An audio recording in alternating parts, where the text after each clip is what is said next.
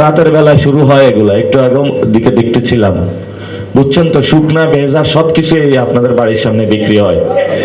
আমরা এই শুকনা ভেজা সবকিছু সিন্ডিকেট ভেঙে দিব ইনশাআল্লাহ। সব বিক্রি টিক্রি এখানে বন্ধ হয়ে যাবে।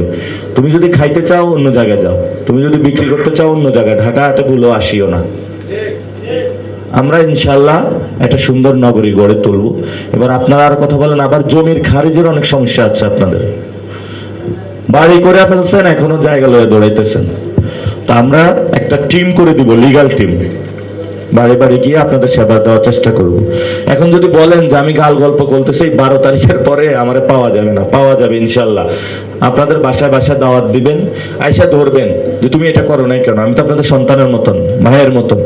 আয়সা বলবেন এই তুমি এটা করো। সন্তানকে যেভাবে বলেন তুমি পড়তে বসো, এইভাবে আমাকে বলবেন তুমি এটা করো। আপনারা অনেক এক্সপিরিয়েন্স, আপনারা আমাদের দিয়ে পরিবর্তনটা করাই নেবেন। এলাকায় কি কি লাগবে এমন ভাবে বানাবেন যাতে আপনার সন্তান বলে যে ঠিক আছে বাবা তোমার ভোটটা ঠিক কাজে লেগেছে।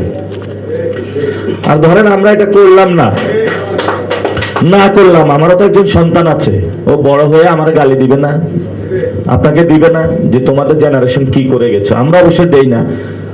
আপনারা যদি শেখ হাসিনাকে আগে ফেলাইতেন আমাদের তো দরকার হইতো না, অথবা আরো আগে যদি বাংলাদেশটা আরো করতেন, আমরা তো খুব ভালো করে থাকতাম, বাসায় একটু এখানে ঘুমাইতাম, রেস্টে থাকতাম।